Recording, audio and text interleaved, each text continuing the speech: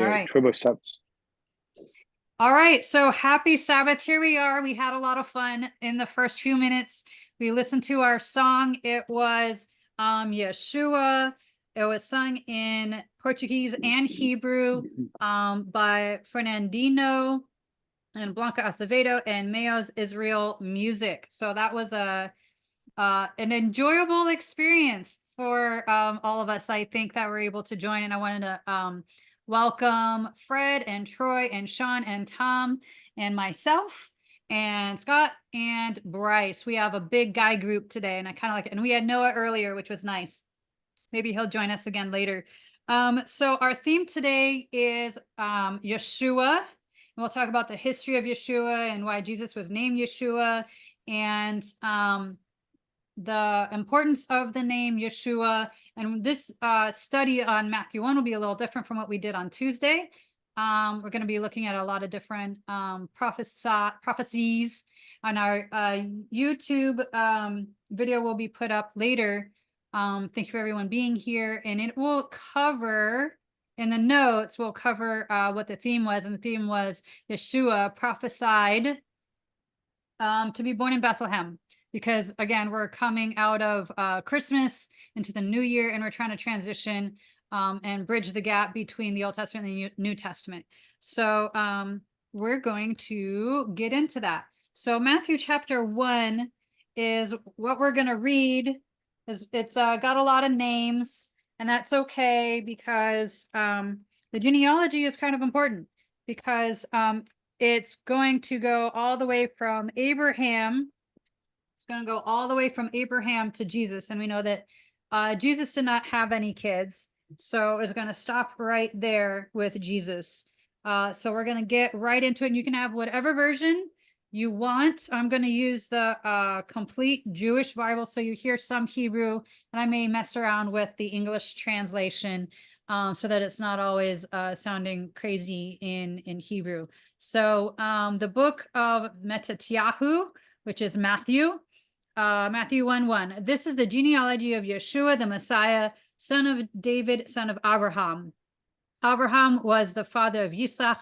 Yitzhak was the father of Yaakov. Yaakov was the father of Yehuda and his brothers. Yehuda was the father of Peretz and Zerach. Their mother was Tamar, which we'll pay attention to the women. We'll mention them a little bit at the end. Why the women are brought in. Peretz was the father of Hezron. Hezron was the father of Ram. Ram was the father of Aminadab. Aminadab was the father of Nachshon. Nachshon was the father of Salmon. Salmon was the father of Boaz. His mother was Rachav or Rahab. Boaz was the father of Oved or Obed. His mother was Ruth. Oved was the father of Yishai, which is Jesse. Jesse was the father of David, the king.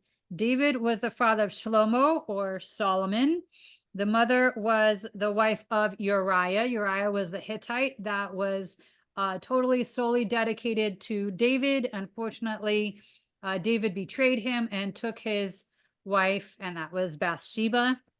Shlomo was the father of Rehoboam or Rechapham, as they put it. Rechapham was the father of Aviah. Aviah was the father of Asa. Asa was the father of Yehoshaphat. Yehoshaphat was the father of Joram.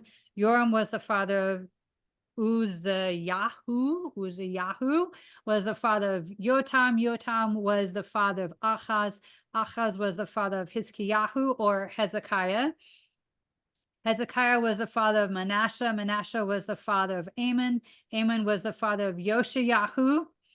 Yoshiyahu was the father of Yishkayahu and his brothers at the time of the exile of Babel. So that puts us in about the I don't remember what generation that was. If someone wants to look up when the Babylonian exile was, it was probably about the 500s. That would give us a historical context for where we are. After the Babylonian exile, Yachenahu was the father of Shealtiel. Shealtiel was the father of Zerubbabel. Zerubbabel was the father of Avihud. Avihud was the father of Eliakim. Eliakim was the father of Azar. Azar was the father of Zadok. Zadok was a priest. And that's a beautiful song. If you want to hear a pretty song, listen to Zadok the priest. Zadok was the father of Yakim. Yakim was the father of Elihud. Elihud was the father of Eliezer. Eliezer was the father of Matan. Matan was the father of Yaakov. Yaakov was the father of Yosef, the husband of Miriam, or Mary, from whom was born the Yeshua, who was called the Messiah. Thus, there were 14 generations from Abraham to David, 14 generations from David to the Babylonian exile, and 14 generations from the Babylonian exile to the Messiah. Here is how the birth of Yeshua, the Messiah, took place. When his mother Miriam was engaged to Joseph, before they were married, she was found to be pregnant from the Ruach HaKodesh, which is the Holy Spirit. Her husband-to-be, Joseph, was a man who did what was right, so he made plans to break the engagement quietly rather than put her to public shame, which could technically get her stoned. So, and that's not a good stoned. That's a bad stoned, which is the death penalty.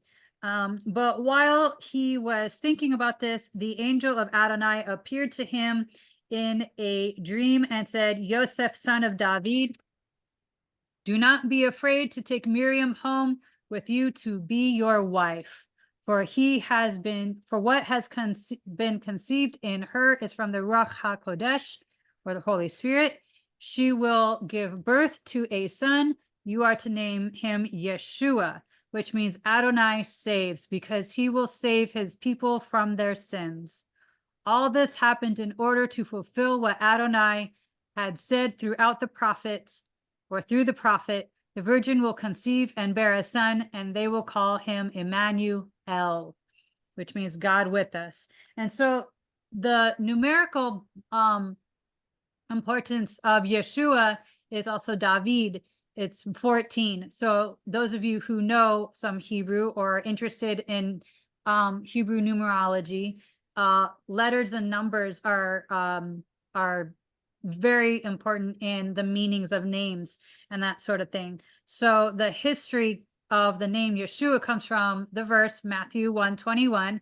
Yeshua was a common alternative form of the name Yehoshua or Joshua. It's known that between Greek and Latin and English and all these transliterations and translations of the Bible, Y's and J's were changed throughout history. So where there was a Y, it's now a J in English, and the same with Greek.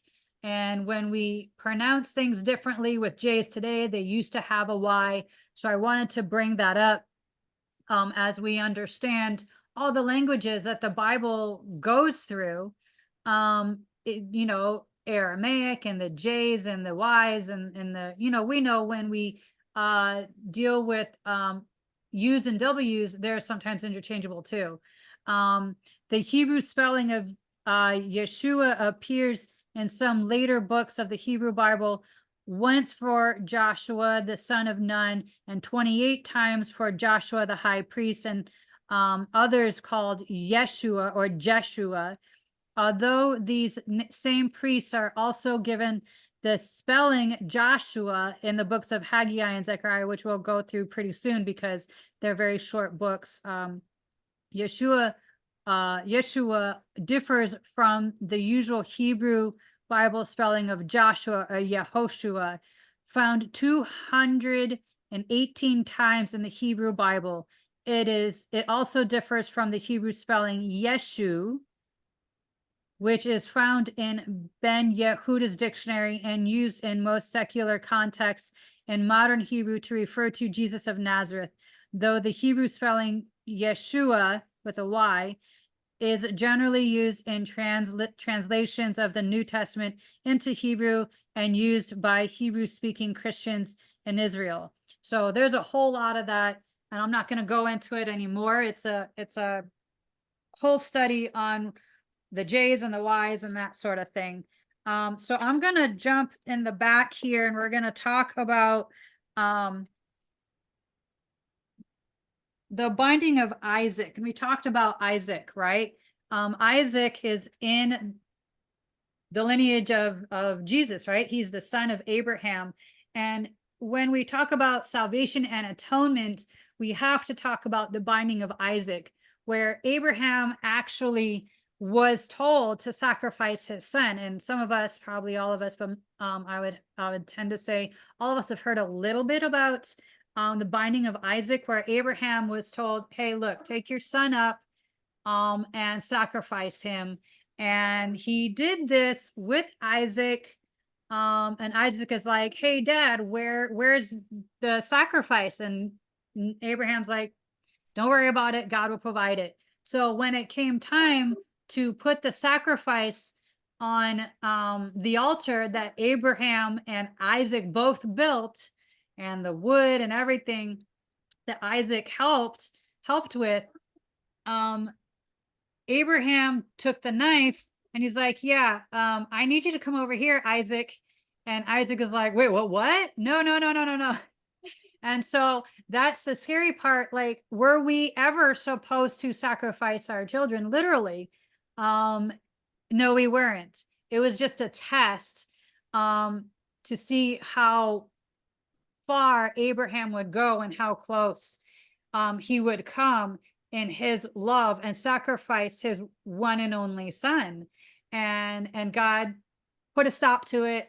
He's like, go find that ram. Its horns are stuck in the brush. And Isaac is the first Jesus, so to speak. It's a parallel to the sacrifice that God actually did, right? He is the forerunner of Jesus. Isaac is the first Jesus, as we would say, so to speak, in Christian terms, where he represents that he would have been the first sacrificed son, just like Jesus actually was the sacrificed son. And thank goodness Isaac was not killed, because then you couldn't have the generous Rebekah picked. Thank you very much. I am very generous, as some might say, too generous, and would scare them off, but that's okay. The people that appreciate my generosity get to stay. So I'll read a little bit about why this story matters in representing the coming Messiah. The imagery of the Akedah, A-K-E-D-A-H in Hebrew, is significant from a messianic perspective. And messianic services for the festivals and holy days, written by John Fisher, he writes, Yeshua came as the mediator of the new covenant, so that we who have been chosen may receive the promises and eternal inheritance. Now that he died as an atonement to set us free from the sins committed under the first covenant, right? We couldn't keep the 10 commandments. We couldn't keep all 600 laws, according to the Jewish Talmud. All these laws in the first 5 books of the Bible and the Torah, we couldn't keep them. Even though people tried to, we're still not loving enough of God or of our neighbor. So who had to come was Jesus. And this is what is prophesied to take away our sins. Now that he died as an atonement to set us free from the sin committed under the first covenant, the Messiah became the sacrifice to take away sins once and for all. But he will appear again to bring redemption to those who await him. And if you want to look at Hebrews chapter 9, verse 15, you can reference that. Also, chapter 9, verse 28, and chapter 11, check that out. The Akedah is the primary foreshadowing of Yeshua. And this is usually read during Rosh Hashanah. Notice we have a lot of Jewish rituals, a lot of Jewish festivals, and they remember their history at different festivals during the year, and they read this every year. So the Jewish people have this stuff drilled into their head because they read it every year, and they ask questions about it all the time. Why do we read it? To remember thus and so. And so I'm going to continue into Genesis 49:10. Who is Shiloh? This is another messianic prophecy. And so when we get into these messianic prophecies, we understand where Jesus is coming from, because it's important. It's important for us to understand why, not just who, but why. And how does the Old Testament lead us into Jesus? And we probably haven't heard much about the name Shiloh. So why Shiloh? So we'll look at Genesis 49:10. Genesis 49 stands as one of the most widely accepted messianic prophecies in Judaism, whereas certain passages are considered by traditional Jewish scholars as non-messianic. Jacob's prediction of Messiah's kingship is not. It is not non-messianic. Therefore, it is messianic.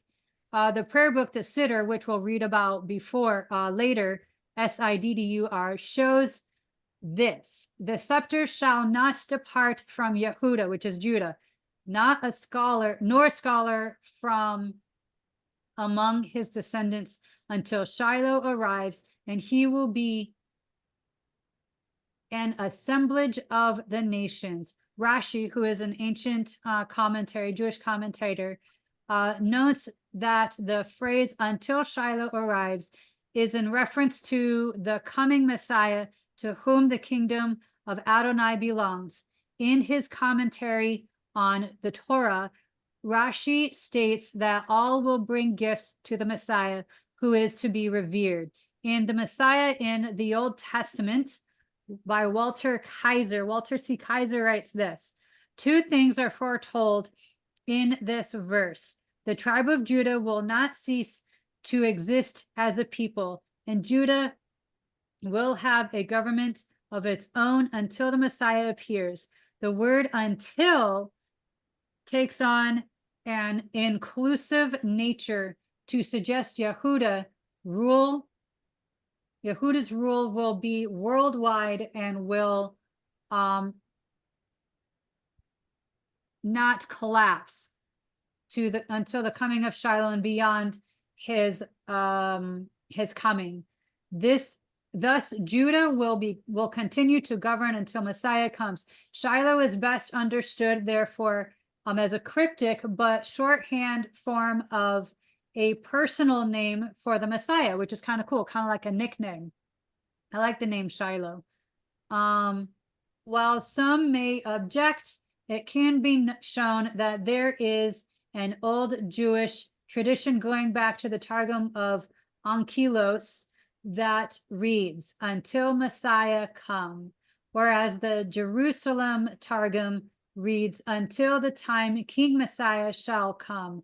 Thus, we are more than justified in concluding that this verse is a messianic text that adds to Messiah's credentials the fact that he will govern not only the nation of Israel, but all the nations of the world. So this is helping us understand Jesus as the Messiah, because a lot of people wonder, like, is he really? Like, a lot of Jews didn't accept him, so why should I? Well, this is the scripture that the Jews had at the time, where it was written, it was really collected, and throughout the generations, throughout the centuries before Jesus, everything that we read in the Tanakh or the Torah, they had a lot of these minor prophets, everything canonized before Jesus was born. So he had all of these stories to fall back on, to teach and to learn continuously as Jesus was growing up. He's like, yeah, this is me. What we have is in Luke. Obviously, Luke was not written while Jesus was alive, written shortly after. Yeshua and a Jewish Tradition. This is where Jesus is known to read the Haftarah from the prophets, where he actually reads about himself in Isaiah 53. He is the Messiah, and the prophets get fulfilled in the reading in the synagogue that Jesus was in. And a lot of people are like, whoa. And there, some people's eyes are opened up while Jesus reads during these festivals, that he's reading about himself. And this is verified through the Dead Sea Scrolls that are found in Qumran.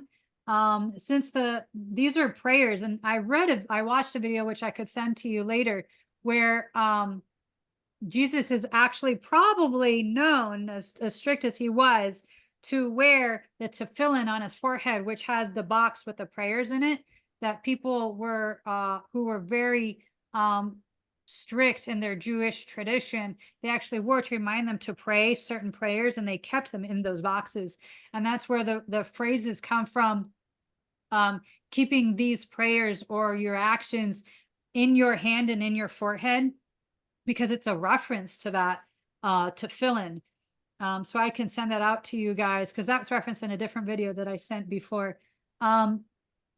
So fragments of the scrolls of both daily and festival prayers dating to the Hasmonean period, and that's in the 1st and 2nd centuries before Jesus, from the 4th cave of Qumran, show striking parallels to the traditional prayers in content, structure, and text. Since the prayers of these scrolls exhibit nothing sectarian, unlike other documents which contain specific Qumran terminology and ideas, these prayers were part of the broader Jewish community. These findings lend support to traditions that the men of the Great Assembly, reaching back approximately to Ezra's time, which is about the 500s, he came out of the Babylonian exile, and he was, and that exile lasted about 70 years, and they were allowed by King Cyrus to rebuild the temple. Which after that temple is built, it becomes the 2nd temple period, which is what Jesus lived in. He lived in the 2nd temple period. Established the basic structure of the synagogue service followed to this day. So that's pretty cool that we have that strict structure built in that the Jews know about. Obviously we don't, because we don't go to temple, we go to church, which our structure is kind of different. But the synagogue in its service and the cycle of the readings are all traditional institutions in which Yeshua provingly participated in, and his followers shared the same attachment to these traditional institutions. For example, there is strong evidence to suggest that the Gospels themselves, are structured as a commentary on the cycle of Jewish lexical and holiday readings. The Gospels also indicate Yeshua's use of prayer and blessings from the Siddur. There's the Siddur, we mentioned that. The prayer book, another product of the traditions. The Lord's prayers in Matthew 6, and when we get into Matthew, we'll talk about that, reflects the 3rd, 5th, 6th, and 9th benedictions of the Amida, the central prayer of the synagogue service. In Luke chapter 22, verse 19, and following, Yeshua utilizes the traditional blessings over the bread. So there's a lot of scripture that Jesus actually read, Jesus actually participated in. So when people say Jesus didn't do any of this, he did away with a lot of the prophets and the laws, and we do our church differently because Jesus did away, and he wasn't Jewish. You know, Scott sent me a joke, which is kind of funny. This comedian said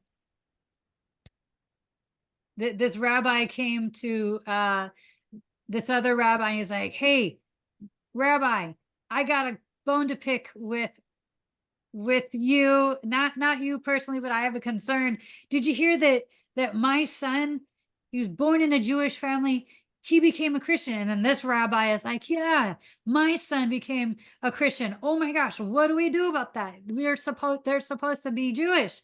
And so they go to God in prayer together, and before they can actually pray, God has this concern, and he approaches these two rabbis because they're that tight. God shares with him his concern about his son, and God's son is, as you know, Jesus, who is the Messiah, the Christ. So that's kind of a funny joke that I got this week. It's like these rabbis are complaining their son became Christian, and God's like, yeah, guess what my son did. Oops. Yeah, so it's kind of funny. So with going back to more messianic prophecy, the question in Micah in the Old Testament foreshadows yet again another minor prophet talks about the coming Messiah. He talks about where was he supposed to be born. In another video that I watched this week, you know how we have these people that go to, you know, towns and cities and ask people a lot of right-wing questions and a lot of left-wing questions. Well, this one was in Israel, and it was about the birth of Jesus. Do these people in Israel know where Jesus was supposed to be born? A lot of people say Nazareth, a lot of people say Israel, a lot of people say Jerusalem, some others say Bethlehem, and they're all sure about their answer. And some people say Galilee. Well, some of them are right, some of them are wrong. It depends on how pinpointed you want to be in your answer. Well, Micah 5:1-2 is correct, is going to give us the answer. Where would Messiah be born? The ruler is described as having origins or an existence stretching back to the days of eternity in Proverbs 8. Verses 22-23. This phrase is used to describe eternity that precedes the creation of the world. So the Messianic one coming out of Bethlehem, or Bethlehem, the city of bread, has existed for eternity. So not only was he born as a person, he always existed. If any of us want to comprehend that, good luck with that. Because we mentioned before that nothing was created without the word of God. And that's in John 1. And we already know that nothing was created without Jesus. And that means he had to be there through eternity. And eternity doesn't mean from creation forward. Eternity means before creation. And that's what Micah is trying to get us to comprehend a little bit, is that Jesus was there at creation and before creation. He was born in Bethlehem, but also existed supernaturally before creation, while the universe was without form and void, right? So the famous medieval rabbi David Kimchi, yes, don't laugh at kimchi, but yes, that's his last name, wrote in his commentary on the prophets, although you are little among the thousands of Yehuda or Judah, out of you shall come forth to me a judge to be a ruler of Israel, and this is the King Messiah. And I want us to remember that Jesus was prophesied, as we talked about on Monday, to come out of Abraham, Isaac, Boaz, Jesse, David, Judah. Judah has two names, just like Israel has two names. Israel was Jacob, right? And the country of Israel, the northern kingdom. If we remember any of our history, I'm going to remind ourselves, Israel was Jacob, right? Israel became the new name of Jacob. When after he fought with the angel, he was given a name, Israel. And then Judah, guess what? When the two nations split, what was the southern kingdom called? It was called Judah, the nation of Judah. And Judah was one of the tribes. So Jesus had to come out of the nation of Judah as well. And so this is what they're talking about. And what were the two capitals? This is why the Samaritans were very much against the Jewish people, because the Samaritans were Israelites, literally were the Israelites, the nation of Israel. Their capital was named after Samar. I think his name was Samar, the Samaritans. And they felt like they were the chosen people. Well, where was the capital in Judah, the southern kingdom? It was Jerusalem, and we know Jerusalem to be the one that was more thought of as the capital of the nation of Israel, even though technically, geographically, it's the nation of Judah. It's the capital of Judah, while Samaria was the capital of Israel. We do need to keep that in context. They were separated for a long time. And that's why there was this tussle for a while, this antipathy between the Samaritans. After you get the story of the Good Samaritan, is like, we're not usually thinking of, the Jews didn't think of the Samaritans as good people. Well, guess what? It's like you would think that the nation of Israel thinks it's better, and then those with Jerusalem think they're better. So they're like a constant battle with each other, even though they're brother nations. For a lot of their history, they were together. For another half of their history, they were separated. And we have to keep that in mind when we're thinking about Israel and Judah. We're going to go back and forth when we talk about them in the Old Testament. The Targum Jerusalem adds, "Out of you, Bethlehem, shall Messiah go forth before me to exercise dominion over Israel, whose name has been spoken from of old, from the days of eternity." With this Targum, Jonathan, it's Targum Jonathan, you can look that up if you want, agrees. King Messiah is born. From whence is he? He replied, from the royal palace of Bethlehem. The Talmud also applies this Micah passage to the Messiah in Yoma 10a and Sanhedrin 98b. So there's a lot of crossover there from the Old Testament to the New Testament. And then the last one I want to touch on is in Zechariah. Zechariah is also another minor prophet, also in the Old Testament, but he touches on Messiah as the humble king. We can mention him. Yes, he was born in Bethlehem, and Bethlehem, even today, is not a big town. There's nothing special that could come out of Nazareth, right? And he had to come out of Egypt. Egypt is an amazing country, as we still know, it's never been fully taken over, even though the Assyrians, the Babylonians other nations tried to take over Egypt.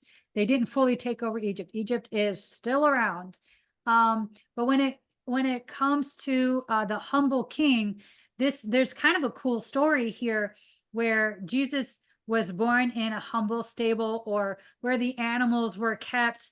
And there's the belief that animals were not just kept off to the side, like outside, hey, you hook up your horse over here and you come inside, like we think of like cowboys and stuff. No, there was a portion of the house where the animals were kept. And so it was kind of like a downstairs. That's where the animals were first. And then the rest of the house upstairs, a little more upstairs, separated from the animals. That's where Jesus was born, and kept with the animals. So that's what we think of, where he was born in a humble abode. And then guess what? He's a humble king, at the time of the Passover, when he was 33 years old. What did he do? He came in on a donkey. And the special thing about this donkey, it wasn't a horse that was used to being ridden. It was a donkey that was not used to being used. And what's the kind of irony is that if any of us know animals, right? If you try to sit on a horse that's not been trained, it's going to buck you off. It's going to hate you. And the same thing with donkeys. If they're not trained, if they're not used to being ridden or used, they're going to buck you off. Well, the irony of Jesus's request to his Talmudim, or his disciples, was go into Jerusalem, find me a donkey that's never been ridden. And they find this donkey, they take it from the owner. The owner is like, hey, what are you doing? And the disciples are like, this is for Jesus. We'll give him back. We promise. He just needs to borrow it for a time. And so on Palm Sunday, as we call it, Palm Sunday, during Passover, Jesus rode this donkey and people praised him as a king. riding into Jerusalem. And that's the humility that he had. And even the donkey understood that he was a king, that he was important, and he was part of this procession, that even the creator needed him. And so he submitted to the creator, the one that was riding on his back. And that's the irony found in Zechariah. And I'll read a little bit of it. And declaring, look, your king is coming to you, in Zechariah 9, 9, and 10.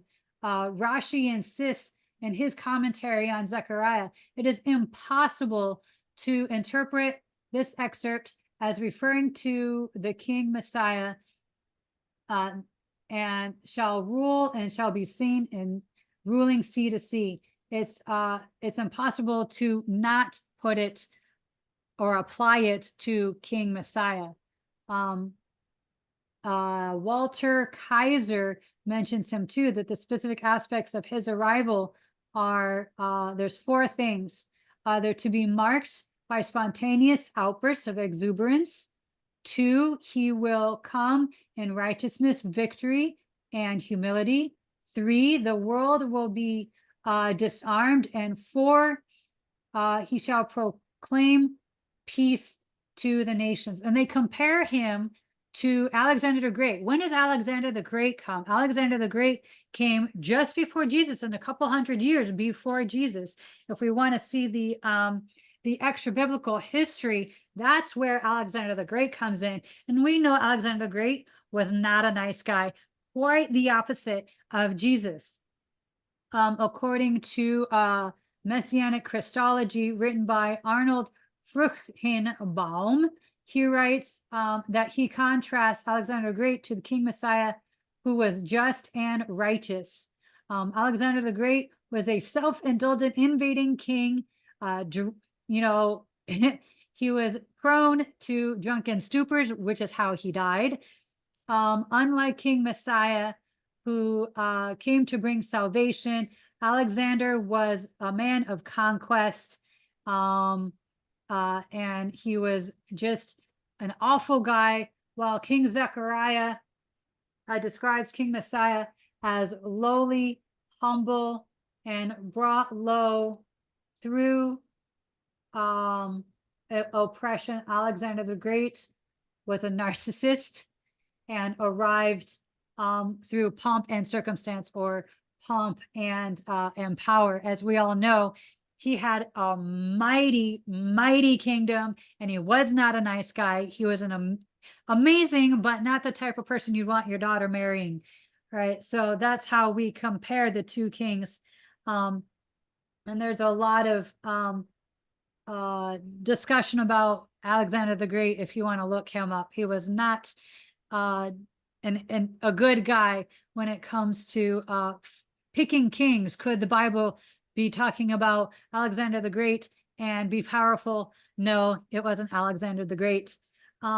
He was not a humble king. The Messiah was. And so when I want to close here, and anyone can throw in questions or ideas. The question is, who was the coming king? Because we got the Messiah. The Messiah doesn't give a name. Where we get a name is Yeshua, and that's important in identifying Jesus is the king. And he fulfilled that prophecy all through the Old Testament into the New Testament. That was fulfilled, not just in place, but a name as well. And we can say the Messiah, the Messiah, the Messiah, but who is the Messiah? Jesus. That was important. Zechariah, the king, Zechariah, the prophet, and Zechariah, the priest, all prove this. Elizabeth's husband didn't believe that this was going to take place. So guess what happened? He was muted until he said Jesus's name was the Messiah, or the Messiah was Jesus. And he wrote it down, and then God opened up his lips. And that's kind of crazy that the high priest didn't believe. It's so crazy how so many people, even Joseph didn't believe, Mary was scared to death. Like, how is this possible? How could I be used? I'm a nobody. I haven't been with a man. And Joseph is like, yeah, let me put her away. I don't want her to be humiliated. I don't want to be seen as part of this. Let's put her away quietly. But God is like, no, you need to be part of this. He needs to be born of your lineage. I need to have all these messianic prophecies fulfilled. It's through you guys that this needs to happen. And so this happens. Holy cow. So many things needed to happen. And I promised that I would talk about the women in Jesus's lineage. The women in Jesus's lineage were all outsiders. These women that were mentioned, Ruth, she was a Moabite woman, right? Bathsheba, she was from outside. And so all these women, Rahab was a Canaanite woman. So all these women were necessary to be grafted in to prove that it's okay to be a Gentile and not born Jewish, to get involved in this house of Israel, to be involved in this life, or be grafted in as a Gentile. It's okay to be adopted. You don't take the place of the people that are born into the lineage of David. You are included as Gentiles. And even in the New Testament, in several verses, it talks about how there's no difference between Jew and Gentile, slave or free. You are included in the house of Israel. You are the bride of Christ. So with that said, I want to see if anyone has any thoughts, and that's okay if you don't. We can move right into prayer requests. But if you have any thoughts, go ahead, throw something out there. I've been putting down some notes in chat whenever something came to mind. All these extra names feel more like titles, saying how often a person's name would change in the Bible, or even nicknames. This sort of gave me the thought on this person is the beholder in a certain way, like Israel having his named after what he did, so he would be named as a leader in a certain type of way. And then with the names, the whole list, the lineage, I tried looking at King James version, separate from the version you were using, but also separate from the typical NIV, where it had slightly different letter spellings. In the sense on like Uzziah or whatever would have extra Z's and U's, and uh Hezekiah would be Ezechus or whatever. It would be some like some crazy difficult way to control F in certain Bibles to be like, well, I guess he's not in the Bible. It never happened. No, it depends on the dialect. But there were a lot of and this person begat this person, and this person begat that one, sort of like in the sense on like a father would be a person who got a son after birth. So it really did put in perspective on how to follow the same story on who else would say it. Right, right. Yeah, no, it's interesting how it's an old-fashioned word, Old obviously. fashioned, yeah. Yeah, it's just an old-fashioned way. Like Jesus in John 3:16, for God so loved the world that he gave his only begotten son. Right. We all, could you put a definition to it? Yeah, we get the gist, right? The only son he ever had in that Yeah, way. Yeah. exactly. Even then, I don't like be in most action words anyway, because you could already tell it feels like extra emphasis on them being a person acting in a certain way or behaving in a certain way, and then behave. You could just say that they have this way on doing things. I just didn't like be in there, but I did notice a lot of begotten, his only begotten son, stuff like that. And there were a lot of people that you labeled that I heard from you pointing out like, man, I feel like I'm being called lazy over what I'm supposed to be doing as a Jew with the six and some hundred rules on by Jews. it feels like walking rigidly on a rope. Like what else are they supposed to do? Don't go left. That's a sin. Don't go right. You're wanting things that don't belong on your plate. You go forward too fast, you fall over. So it's like I don't know where to go. But after those rules where they're in that joke you mentioned in the Christians coming around now instead of Jewish, what are the leaders called? Uh, uh, Rabbis? Yeah. Yeah. Their sons being not rabbis following after what they were doing as their fathers. It it there seemed to be the burden seemed a lot lighter.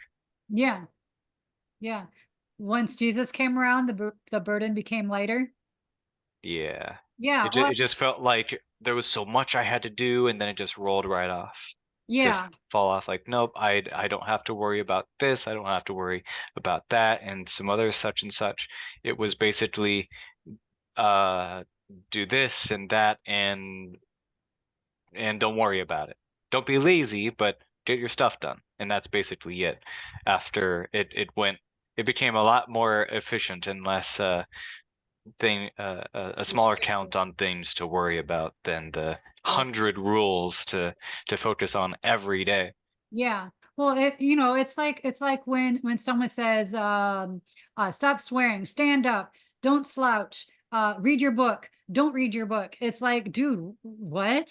It's like it's what the Jews had to live with back then. The ones that didn't understand Jesus, that's what they were doing. As you were saying, go right, go left, don't go right, don't go left. In That's what. that order that you heard it too. Yeah, yeah. Do this sacrifice. Don't do that sacrifice. Read this prayer. Don't do that prayer that goes over here. There's so many offerings and sacrifices that the priests had to do for themselves and for the people, and this order and that order. Spray the blood here, break this bone here. Eat this day, but don't eat it that day. And it was, and then guess what? What does David go do with his guys? Jesus defends him. He's like, you remember when Jesus went into the temple and he ate stuff that or the tabernacle, technically, he ate stuff that was only reserved for the priests, and he was considered still innocent. This was in the story that the Pharisees were saying, look, Jesus, why are you letting your guys eat grain, when they're on the Sabbath? It's like, Jesus, like, come on, doing this, to eat when they're hungry. It's okay to eat, you guys, chill, you know? And so Jesus is relaxing the rules kind of, because when you have someone cutting you down with this rule and that rule and this rule and that rule, it's like, which way do I go? When someone says do this, you do it, then they cut you down and say don't do this. In this situation, it's like, which way do I go? It becomes a burden. And that's what Jesus was mentioning to the Pharisees. You're making the Sabbath a burden, more burdensome than it was intended. It's supposed to be a joy for people to rest, not a burden with all these rules. And that's where Jesus does relieve people, so to speak, of their duty, right? And does but the problem then becomes, okay, I'm relieving you of all this pressure, all the 10 commandments and all these 600 laws, which you were, taught to follow. Now you're not really supposed to follow. All these laws and the prophets hang on these two concepts: love God and love your neighbor as yourself. Then it's like people that don't know all these laws, don't know all these traditions, don't know the prayers, don't even know the Old Testament, right? A lot of Christians don't. They don't understand the Hebrew or the Aramaic or the Greek or the symbolism or the depth or the numerology of the names. They miss this stuff because it's not drilled into them. Then they're left with, what do I do? I have too much freedom, right? So It starts to feel wave handy, like, somewhere in that way. Exactly. So that's why Christians, I think, are left with, how do we even live our lives? You know, we go to church on Christian Christmas and Easter. Is that it? Is that all there is to being a Christian? Well, then you dive a little deeper with the fruit of the Spirit. Okay, how do you show love? How do you show kindness? And that's, even in public schools, you have more rules than that. Love, joy, peace, patience, kindness, goodness, faithfulness, gentleness, and self control. Man, that was drilled into my head. Um, so it's like, okay, but how do you show this stuff? And then it's different person to person. How do you show kindness to this person? So then it becomes subjective, right? So that's where we kind of need to get back into some of the traditions and some of the prayers, some of the strictness in the Old Testament, like where we get some guidance, like the Ten Commandments. Don't be jealous. But then I hear a new interpretation of jealous from Mel Robbins. She says, use that jealousy for good. Don't burden yourself with, I wish I was like that person. No, use it to inspire you to get what you want. And then you'll realize, is that what you want? Are you willing to put the work in? That jealousy will turn into inspiration. And then if you're not willing to put the work in, then you really don't want it. Right. And so it helps you with your New Year's resolution, so to speak, or how you judge your own life and live your own life. Right. You don't steal stuff from other people. You put God first, right? You slow down, like what we were talking about before. You slow down and pray, right? Or pray before you act, or think before you act, and that sort of thing.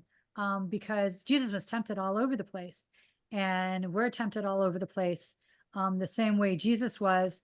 But luckily, he was able to say, "Satan, get away from me. I'm done. Just go." And that's why we have these magnets all over the house. Not today, Satan. Another phrase that came from Mel Robbins before she had her book called The 5 Second Rule. I don't know how you could write a whole book on the 5 second rule, but she did. When she had negative thoughts chewing at her, where she'd knock herself down and saying, I can't do this, I can't do that, I don't want to do this, I don't want to do that, I'm not good enough. Her phrase was, to get herself out of that, was, I'm not going to think that way. I'm not thinking that way. I'm not doing it. And that's what you need to knock down, is to get rid of all these negative thoughts before you get into the 5 second rule, which is a positive thing, which jumpstarts you to get out of bed or to get out of the negative mindset. Number one, I'm not going to think that way. And number two, 1, 2, 3, 4, 5, I'm going to change and do this, whatever it is, whatever you determine you're going to do. And that helps. And I love this word. It makes us be defiant against what culture wants us to do, or what our parents tell us to do, or what society wants us to do, or what even religion tells us to do. It's what are we called to do? Because we might be counterculture like Jesus was, right? He said, don't follow all these rules. Don't live a burdened life. Find your rest in me. Those who are weary and burdened, you'll find your rest in me. And that was a scripture that a doctor friend of mine and my mom's had memorized. Those who are burdened and weary, find your rest in me. And Jesus says that to everybody. It doesn't matter if you're Jew or Greek. Greek is another word for Gentile. You're all the same. We're all the same, because Jesus' sacrifice was for all of us. And we'll accept it all at our different paces, which is what I like to come back to. We'll come to the understanding at our different paces, because we all have our different journeys. Is there anything else anyone wants to throw out there? We can do more discussion or prayer requests. That last little bit you mentioned, kid started another idea. There was a let go of these burdens. It's not going to be your problem anymore because him being a counterculture, though he was someone carried some traditions, by wearing whatever box was on his forehead, that Yeah. also shows like uh um the little bit that he did carry over does give an interesting perspective on like, oh, that's what they were referencing. They didn't elaborate seemingly because on whatever was translated eventually was uh, that was such a common old thing that they just didn't elaborate on. You have a forehead thing because that's where you put your prayers and stuff. That's why when you have prayers about having the instruction on go eat, but then you start having um bad dreams or desires on grabbing off someone else's plate. Those don't belong to you. Those don't belong to me, even though I am somewhat fulfilling this forehead instruction on go eat. Well, that doesn't belong to my plate. That was someone else's stuff. So that does give more on the sense on, oh, you know what? That's sort of closer to what was referenced as the mark of the devil. It wasn't some tattoo because you're filling advertising space. It wasn't because you were cutting your wrist or whatever, even though they did seemingly have like nose rings back then. Mhm. That was that seemed like the thing that they were referencing. Yeah. Have this box filled with wishes and instructions. Yeah. With prayers, the With certain things. prayers, that's what it was. Yeah, Yeah. we discussed this a few weeks ago with the tefillin where, and there are certain prayers that, and I can send this out to the tech in the to the group via text with the tefillin because it described what prayers that they were supposed to remember. And of course, as Christians, we don't know this stuff. We don't look into this stuff. We don't research this stuff. So we're like, I don't know, prayers, what prayers? And that's where being a Christian, we're at a disadvantage, right? Jesus knew these prayers that were set for certain festivals, certain times of the year. And he had those traditions, which he approved of, which were his tradition, which is why it's important for him to follow through with them. And we should to a certain extent, because even though he had new prayers for us as Christians, like the Beatitudes and that sort of thing. The Lord's Prayer, which we got also from Jesus, our Father who art in heaven, give us this day our daily bread and all that stuff that I taught you guys as kids. That was the prayer that I wanted us to have drilled into our head. There are older prayers that Jesus knew, that all the Jews knew because it was drilled into their heads, because even though there was a diaspora, they're dispersed all throughout all these different kingdoms and empires. That's the only way for the Jews to stay the same. Even though there are different sects right now, the Ashkenazi and the Mizora and that sort of thing. I can send a video out that describes the different groups of them, the different types of Jews that are out there. They came from different aspects, different parts of the Middle East and that sort of thing, or Near East, from the different empires. They were dispersed. They had to keep these traditions in order to stay Jewish, in order to stay one people. Otherwise, who knows what Jewish would mean? Who knows what it would look like if they didn't keep these traditions and the texts. And we think today that with our internet, we're way cool and we pay more attention to detail. The only reason we have the knowledge we have, or at least the scholars, the academics, the people that put together National Geographic and whatever, the only reason we have history books today is because of the scribes of yesteryear, because of all of the scriptures that were written, the good news and the war historians and that sort of thing. They had that. And it's so important for us to learn those languages. The translations that was written in the Dead Sea Scrolls, there was more than one language. And it's great for us to understand nowadays that we do have that to look back on. And it might inspire us to learn those languages a little bit here and there, not just trust me and my complete Jewish Bible, But to read other versions like you're doing, Sean, and to learn other languages, maybe even to learn Hebrew, maybe even to learn Aramaic, I have um, a book lying around here somewhere. And that's what I was meaning to get to is Matthew, the book we're on right now. I think we're gonna move on like one every for a little while, Matthew 1 and then Jude 1 and stuff like that. Matthew I was reading to be like God gift or something, gift from God. But also Ashkenaz being as far as I can tell a dialect for wanderers or what is it called? The Native Americans that moved around, what were they called? They had no permanent huts or domains. What were they called? The people that Bedouin wandered? or nomads. Nomads, yeah. Ashkenaz being a dialect for nomadic. So that's why that sort of shows like why would they spell it like that? Oh, that's because they are um who are the people that I'm forgetting it now, but what are a genie? The gene is the type of person that would grant wishes. The Ashkenaz were the people that were nomads. They were the Ashkenaz-y. That Yeah. was pretty cool.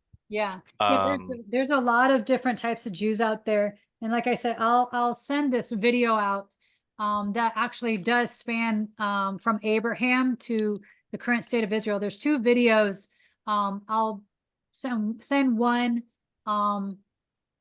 later today, and then I'll send the other one next week because it does talk about where they're from. Ashkenazi is one of them, and because they were dispersed, they just had no choice. So is that it? Is the last thing? Okay, good. So anyone have any prayer requests, anything they want us to know? I'll just say thank you for all of you being here. We've got Troy, Fred, Tom, Scott, Bryce, Sean. We're all here. Noah did not get back. That's fine. He was at work. I love Noah being here. For any of you who don't know Noah, he is Trinity's boyfriend. And I joke that we met her in-laws not that long ago. Nice people. They've been friends for a while. So yeah, Noah, it will be in and out as he can, because he has nothing to do at work and then it gets busy last minute. So I do want to throw out there thank you to Bryce while he's listening. He is cooking us a turkey dinner. Yes, we are not vegetarian, for those of you that are disappointed. Well, hold on. I'm a recovering vegetarian. Yeah, Scott is a recovering vegetarian. I won't say what else he eats. That's his for to divulge. We should also acknowledge Tim's ordination today. Yes, I was going to mention that. Thank you so much.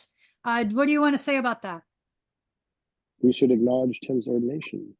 Okay, I thought you wanted to expand. Okay, so I will mark it down in the history books in my YouTube channel today, Sabbath at 2:30 today, Pacific Standard Time. We were able to watch our nephew, Scott's and our nephew's ordination. He is a Seventh-day Adventist pastor, good going, Timothy Taylor. That is our kid's cousin. On the Taylor side, on their dad's side. Good going. He's been a pastor for so long. He's been an outreach director, traveling all of the churches in the Oregon Conference, about 150, 130 of them, 180, I'm not sure. Just making sure that they're all moving and reaching out to the community.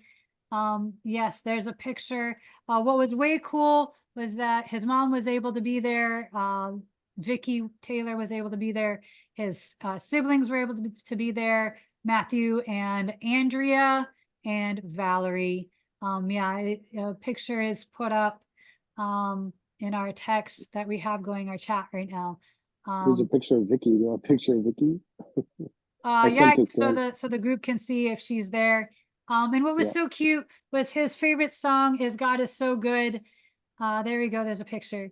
with the back of her head. The back of her Yeah, head. you can tell by her watch. It's like I sent that to him. I was like, it was fun looking for your mom's watch in the crowd. Yeah. So Andrea and her two daughters saying God is so good. It was so cute. It was nice to see the family. We almost went, but alas, it was a 10-hour drive and it would not have been possible. I told them many of us were sick. What?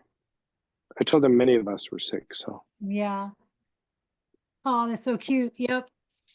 Well, good. Will anyone else have anything else that they want to mention? Anything they want us to pray about, that they're concerned about? I wanted to acknowledge how cool and techy you're getting with the whole Hangman now all online and interactive. We can see what you're doing. It's easier to guess the words and stuff. So I like how your technology is coming along. Yeah, it's we've got a good tech crew here that supports the efforts. Yeah, thank you so much for that. And it's getting fun. The group is getting bigger. And we've got, well, I'm adding right now, the last couple of weeks, I've been adding people to our text group also, so that they can join. And I've also commented on these Bible studies on Facebook. I'm posting these Bible jam sessions on Facebook also, so more people can see them and participate if they want, because these groups are getting bigger and bigger. Thank you so much for joining. You guys are awesome. So I'm going to pray us out if you don't have anything else. Okay. Dear Heavenly Father, thank you so much for everyone joining us here today and closing out the Sabbath and spending so much time with us, just letting us learn so much about you and trusting your word, your Old Testament, your New Testament, seeing how the bridges can be built, not just over the scriptures, not just over the centuries, but in our friendships and our families. Thank you so much for everything that you're allowing us to learn here in these Bible jam sessions. In Jesus' name, amen.